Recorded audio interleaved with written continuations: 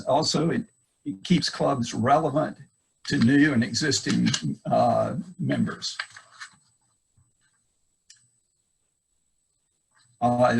So next is our new vision statement, which is really the basis for the strategic plan.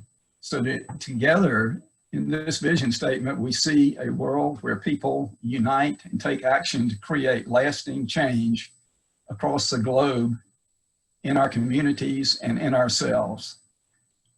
And so what I'd like to do now is just reflect back and think about, you know, we think that we're in very difficult times now with political unrest and with the pandemic and so forth. But when you think that our organization was founded through the vision of Paul Harris 115 years ago, and during the time that our organization has flourished based on its core values, it has lived through multiple pandemics and world wars and depressions and all kind of things you can think of, and here we are still going strong. And so you think that there must be some real intrinsic value in our core values and in what we're all about and what we're trying to do.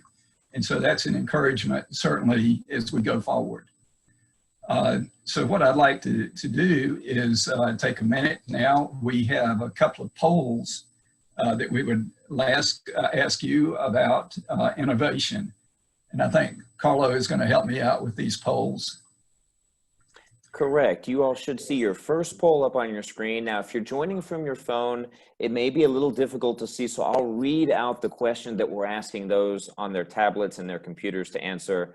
It's to evaluate your club's willingness to be innovative and take risks. So to choose one of the following: number one, my club is very innovative and finds change exciting. Number two, my club is somewhat innovative and willing to adopt new ideas if motivated. Or number three, my club is not very innovative and does not adopt change easily. We'll give you about 5 more seconds or so to choose your answer and then click submit.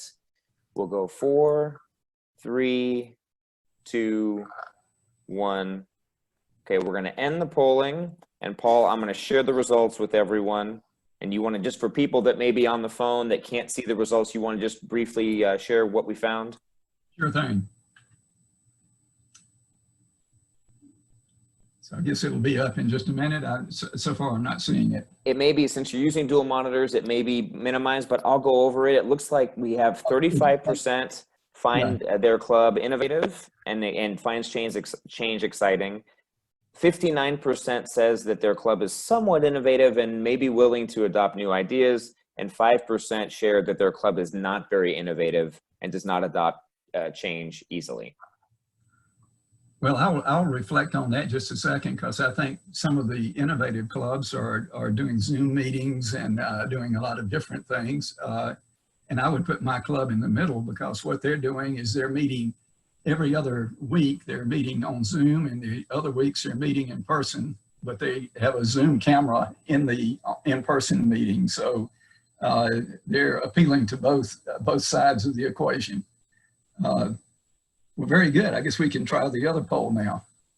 Sure. So we'll launch a second poll, and this is taking into account the first poll about innovation. Would you have answered differently to that previous question prior to COVID-19? Would you have answered that question differently prior to COVID-19? It's either yes, no, maybe, or I don't know. We'll give you a few more seconds. 4, 3, 2, 1.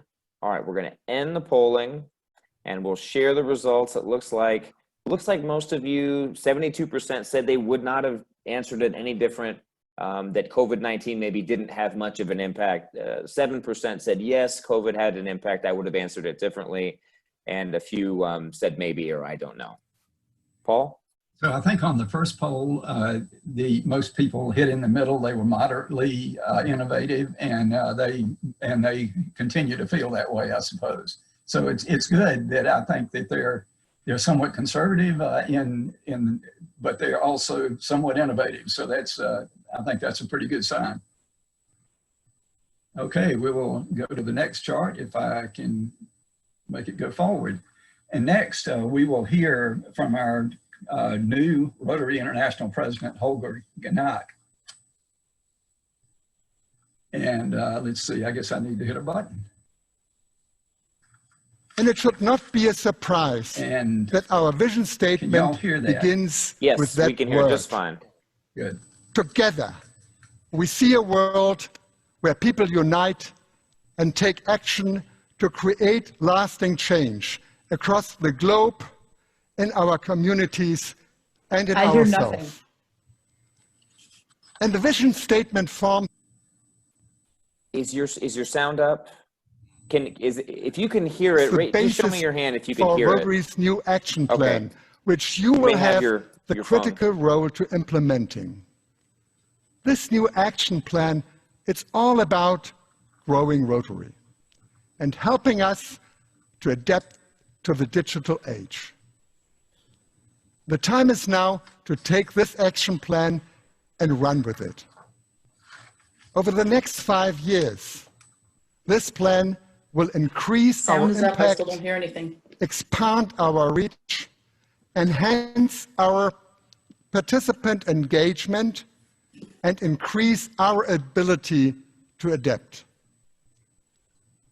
I would like every Rotary Club to have a strategic meeting at least once a year. Each club should be asking where they want to be in 5 years and know what value it brings to their members. Okay, so and it should not be a surprise that our vision statement begins. Okay, now there you go. Okay, so I found out on my system just now that I'm hearing most of the meeting just off of my computer, but I had to put on a headset to hear that particular thing from Holger. I will send you, Jessica, I'll send you a copy of that video so that you can hear it. It's only 1.5 minutes, but essentially, I think he is just stating that the vision is the basis for our strategic plan and helping us as we move into the digital age. And so I'll be glad to send you a link to that so you can hear that 1.5 minute message from Holger. But essentially, he's getting us focused, and let me see if I can get my system moving again. He's getting us focused on the strategic plan, which is based on the vision statement, and the priorities and objectives of that plan. So there are 4 big priorities: to enhance participant engagement, to increase our ability to adapt, to expand our reach, and to increase our impact. And the objectives within those, and I won't read each of these to you, but we'll be talking about these types of objectives as we go further in this discussion this evening. So those, but the strategy of thinking about our vision statement and our strategic plan and our objectives and our priorities is coming up with a strategy which leads to action and which will lead together. We will transform into the challenges of the world as it changes. So next, I would like to point you in the direction of the Learning Center. And hopefully, folks, y'all are becoming familiar with a lot of the materials in the Learning Center, which have been recently updated.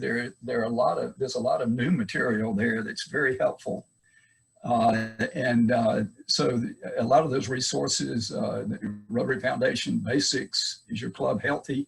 Your club, that particular tool is really interesting in helping you do a self-assessment of how your club is and things that you can do, interactions that you can do to deal with areas that you need help in.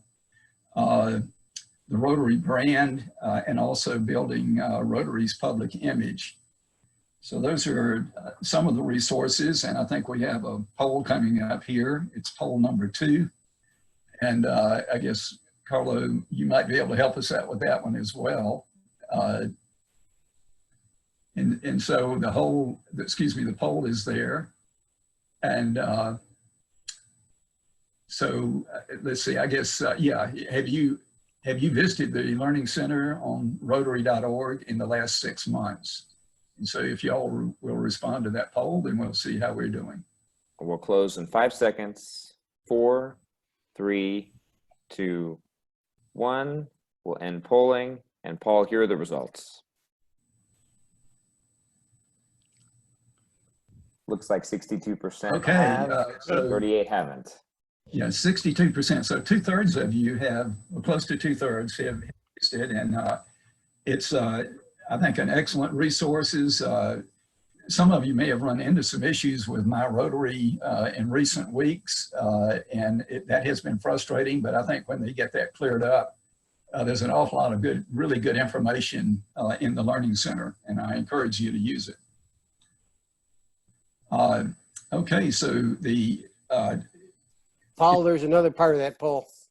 Oh, there is another part. Okay, let me back up here. Poll 2. Thank you. Thank you, John. So we've got another poll that's going to be coming up in just a second. All right, should be up, and this one has multiple questions.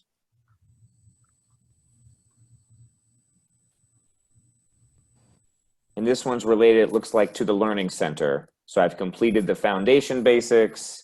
I've completed the Is Your Club Healthy? So if you'll just take a quick look, if these sound familiar, please answer. If you're not sure, because I know some of these may have happened a ways back, then just you can click on sure, no problem.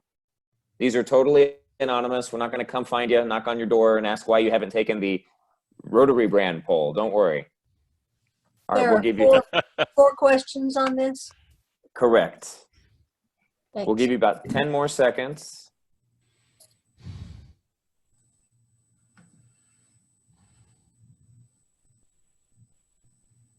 5, 4, 3, 2, 1. All right. So we'll see where we landed here. Paul, take a look.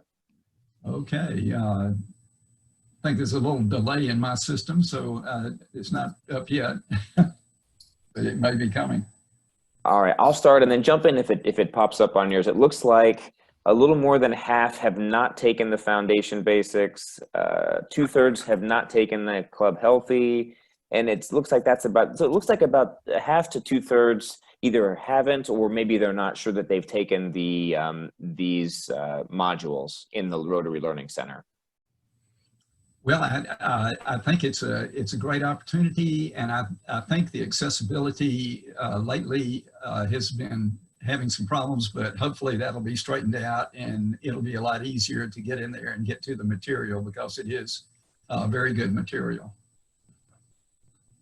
Thank you for your answers to those questions. Okay, so those are the Learning Center resources, and I'll take you next to the breakout topics. And at some point, John, I'm supposed to either switch over to you or Larry, and I can't remember which slide, but in this case, you know, the breakout topics will deal with increasing your impact, or for your club to increase their impact in the community, expanding their reach,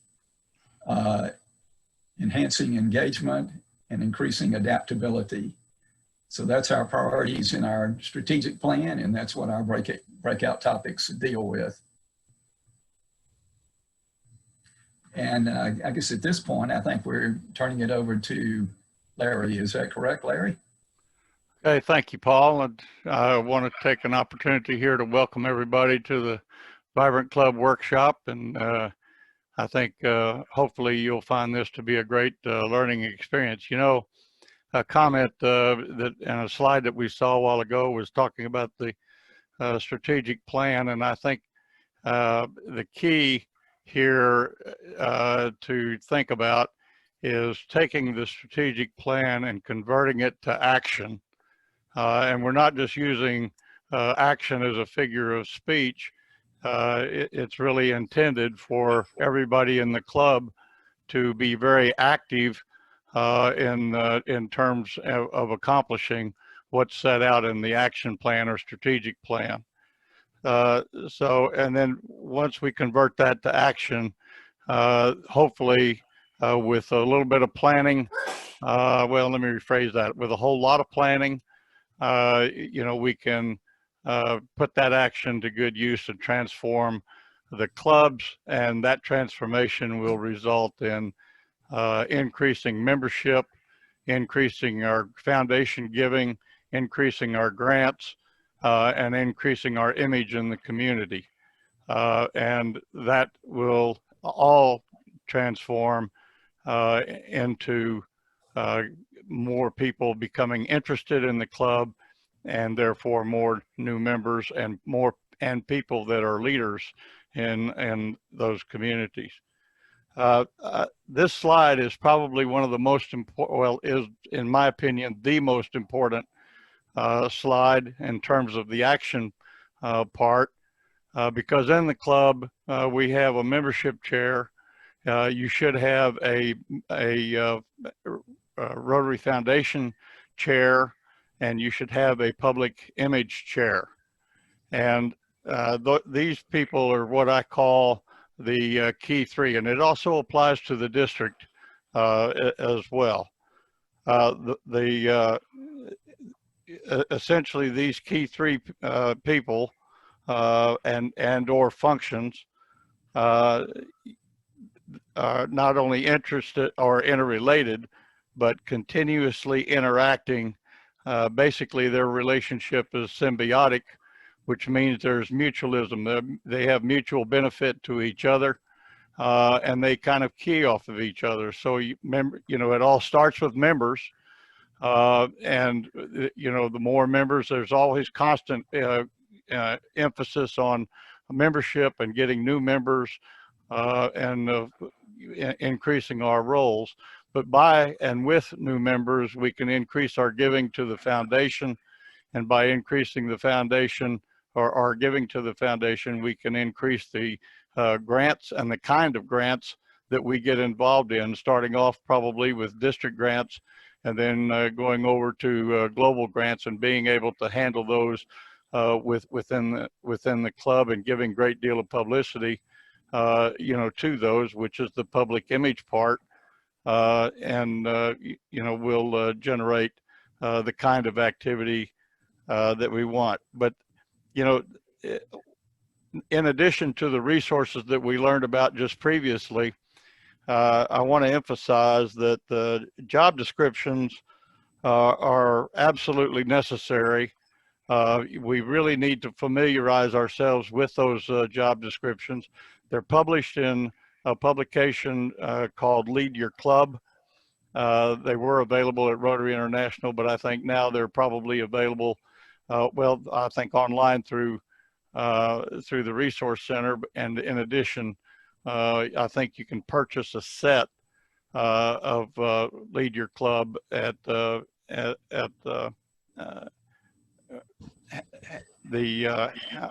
Russell Hampton and also National Awards. So I would encourage you all to get those and make sure that those job descriptions get out to the various committee chairs, particularly these three people. These three jobs must function to their fullest for us to attain the vibrancy that we're really looking for in our clubs.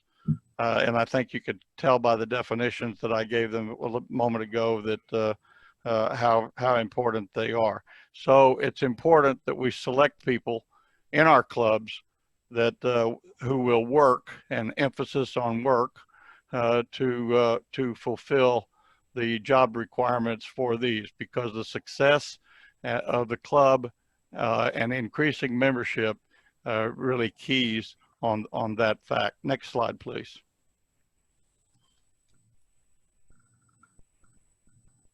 Hello, Paul. Yeah. Next slide, please. Okay. Again, we've talked about the 4 pillars or the priority, excuse me, just in increasing our impact and expanding our reach. I will, instead of taking time to rehash, some of the subparts, I want to speak to the relevance, of those. And, we focus on the key issues, creating a welcoming environment in a club. And we really need to think that through and see how we're going to do that. Identifying ways to grow Rotary by increasing our ability to adapt and be innovative. And we showed at the end of our segment, you'll see a plan that is designed to help accomplish that. And then harnessing the power of technology for easier service and greater accessibility. And I think we're learning that with this COVID-19 experience and the benefits of having technology and being able to meet online. And, even though we can't meet in person, I find, and my club has met almost from the get-go of COVID-19, we've met online and through Zoom, and we find that to be a great way to meet. So I hope those of you that may not be meeting now will encourage your leadership in your club to possibly use the technology for what it's worth. A big thing here is creating a value proposition because we're really talking about how members perceive being a member in your club. What are they getting out of it? Why is it valuable to them? And what are we doing to make sure that we're creating that value in the club? Because that's what's going to help us acquire new members, and that's going to help us retain new members. And then last but certainly not least, is empowering and identifying leaders in the club through the action and through their individualized interest. And, we keep a continuing flow of good and strong leaders in our clubs. So we want to also examine how to develop a multi-year service and giving plan that again speaks to the Rotary Foundation. I can't emphasize enough about the Rotary Foundation chair in your club. Some clubs don't have that person, and I would strongly encourage you because of the action plan, but not only because of it. That job is really a very responsible job when we talk about grants and making sure that somebody is in charge of managing that grant process and also acquiring funds to be able to make those investments. So through a multi-year service and giving plan.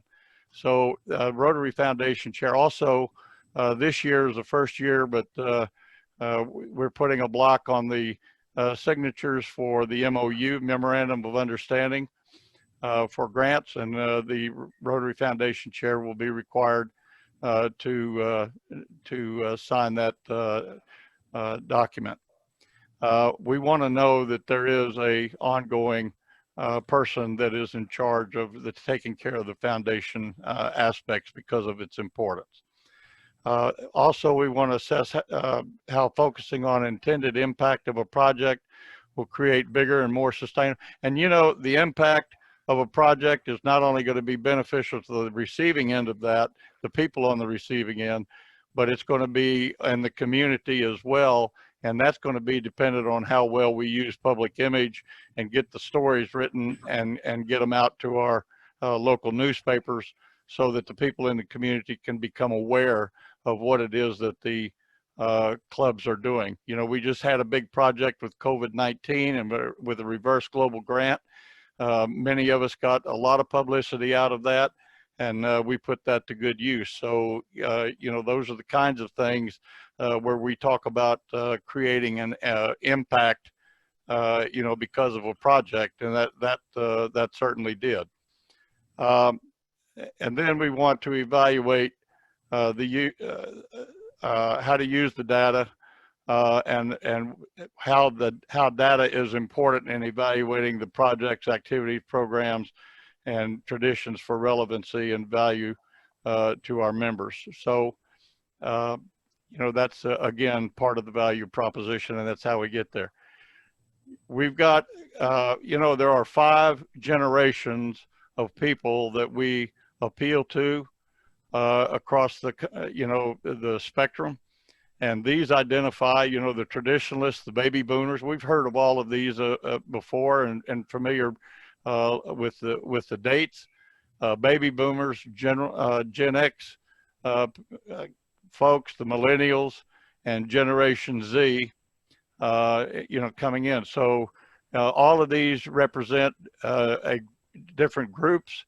It provides the diversity in age groups of people in our clubs, but we've got to be cognizant on what their needs are and how best to meet those needs within the clubs. So again, that's part of vibrancy and what we need to be focused on. Next slide, please.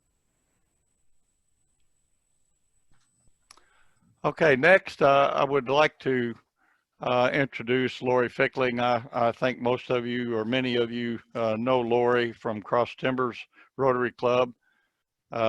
She and Andy Eads and Ginger Eads and probably several others have been very active. I consider them a very vibrant club. Their growth indicates that. And if you've ever attended their meetings, you'll see what I'm talking about. But in my opinion, they're exemplary in the engagement, adapting and innovating to grow a Rotary Club. So I've asked Lori to come and just spend a few minutes and talk about that to the group. Lori? Hi guys, sorry that I'm talking to you with the wind blowing. I just got in Galveston, so I'm here for a few days, but I didn't want to miss this conference, this call. So Larry asked me to talk a little bit about engagement, and I can only speak from experience. Our club is celebrating our 5th anniversary tomorrow. It's our 5th birthday party, but I've been in Rotary probably 30 years. So I've seen all the ins and outs and ups and downs of Rotary through the years, and almost pre-technology really, and certainly pre all of what we're doing now. But when we talk about engagement, when we had an opportunity to start a club, we really got to make it kind of what we wanted it to be. It doesn't always stay that way, of course, but but in the beginning, you know, that's at least what you aim for.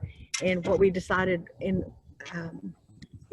discussions that follow is that any time in the history of your club is a good time to reevaluate and take a look and see if your club is what you really want it to be. So we've got clubs in our district that are decades old and even 100 years old. And a lot of times in my previous club, we kind of just got in a rut and we did things the way we always did. So a lot of us were able to sit in there and coast and write checks and have lunch and leave. And I think that's a little bit of a habit, a little comfortable habit we get into sometimes. But when we started our club, we were able to say, okay, what do we really want it to look like? So I think it's a good time anytime to stop and take a look and say, does our club look like what we really want it to look like? And we stopped and said, okay, we just wrote all the things on a flip chart. Here's what we want to be known for. And once we did that, we had some direction. I know we've had visioning process that was happening in years past, just last year and prior, and that was been really helpful to a lot of clubs. But you can do this on your own too. And like you guys talked about earlier, part of the strategic plan is getting this, just getting this on paper and saying, what do we want to be known for? And a lot of clubs I mean, I can tell you there's 5 clubs in South Denton County, and each of us are known for something different. And it may or may not be good. I think now it is, but in the past it hasn't always been good. It's been a little bit tongue in cheek, or, oh my goodness, what are they doing? But when you get to choose that, you get to be what you want to be. And when you have club members in there that are kind of lull, they're just in a holding pattern, that's your opportunity to give them something to do. And thanks, Laney. Laney's writing me a note. But I think the best tactic we use in our club, and you guys may use it as well, is that every single person has a job of some sort. It may be very small, but they know that if they don't do that job, it doesn't happen. That's their responsibility. So nobody comes in Rotary and just sits down and has breakfast anymore or lunch anymore. They know that they're a key component in what we do on a weekly basis. And I think that's been really, really helpful in our engagement. And if someone, if you start having disgruntled members, the very best thing, oh goodness, the very best thing to do is have just open conversations and say, what's going on and how can we help? And mostly, what are your ideas, and just put that person to work as well. So I just think that when we rethink our clubs and we just approach it from a fresh perspective, and we realize that everybody wants to feel valued, that's the thing. You may have people that come and sit down and have lunch and leave, but they really do want to be needed.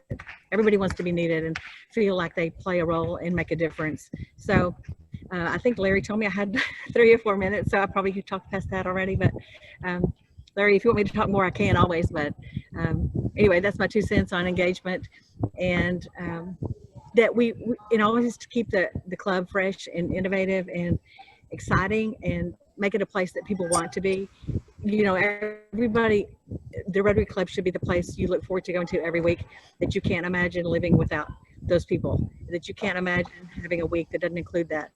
That's how everybody should feel about Rotary, and if they don't, it's time to, again, rethink that and change and freshen up and maybe take a little bit different approach to things. So Larry, I think I went over. Lori, well, actually, I'm taking over from here. Lori, I wonder if you just couldn't comment 2 things. Sure. Different things that you folks at Cross Timbers do that's differently. 2 that I can appreciate that come to mind. Number 1 is what you do to induct new members and how you make them feel special. Number 2 is your clubs within a club. Those are unique ideas. Well, not that induction is a new unique idea. The way you do it is unique compared to a lot of clubs. But anyways, if you could just take 30 more seconds to talk about that. Of course. So we do make everybody feel really special. We have a lot of tradition that we keep in our club, and those inductions become very formalized, and the person who brought them in takes them under their wing. And I think what John is talking about is we have a lot of, we call them fellowships. That's probably not officially what Rotary would call them, because their fellowships look a little bit different, but we have people who just come together based on their interests. So we have a wine club, and we have a book club, and we have a camping group, and we have we've had a cooking club before. There's just different, whatever people's interests are, they kind of gather that way. And it's an unbelievable bond that they build, because you don't have time to do that in an hour once a week. But when you get together and you're relaxed and it's 6 o'clock and you're all just chatting about something that you all enjoy together, or even we do camping trips, the camping club, the camping group, we've been on cruises together. And I think those social activities outside the club hour really make a difference in how people feel about each other and about their club and how bonded they feel. Thank you, Lori. That's and that's the kind of out of the box thinking that we as clubs need to do. Obviously, it has to work for our club, but your particular club, and you're going back to that generational slide that Larry presented. You got 5 different generations, and each communicates in a different way. Each has slightly different values. Each has a different way of thinking about life, and we want them all as Rotarians, and we need to incorporate in there. Next slide, if you would, Paul. Can I say one more thing, and then I'll stop talking?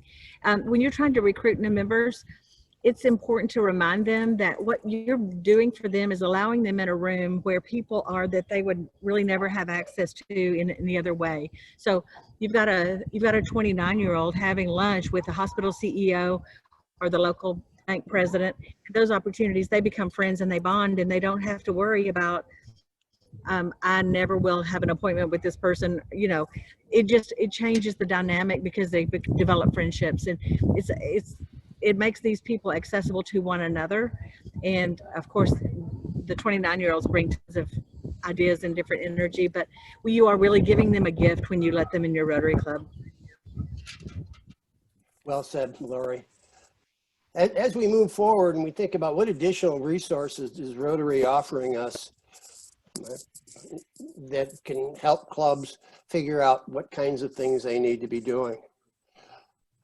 Where can we get these ideas to make change? The Online Learning Center that we talked about earlier has lots of materials to help, but sometimes it's tough to locate, as we mentioned before, and hopefully that's getting better with the redesigned website. So we have some of these same tools, in fact, as most of these same tools are on the website under the membership resources guide. I encourage you to check out either place for that. One of my favorites that I've been using for like 5 years now, and with the club I'm involved in, Louisville Morning Rotary, and it's easy to use, is a questionnaire to get the pulse of what your membership is doing. And that assessment tool, of course, is the membership health check. The assessment tool provides a comprehensive, editable set of surveys that you can use with your membership to see what your membership is thinking. Other tools available include the Vibrant Club assessment, the membership assessment tool, strengthening your membership, and certainly the Vibrant Club brochure offers some great opportunities to assess your club and with plenty of ideas on how you can apply them to your club.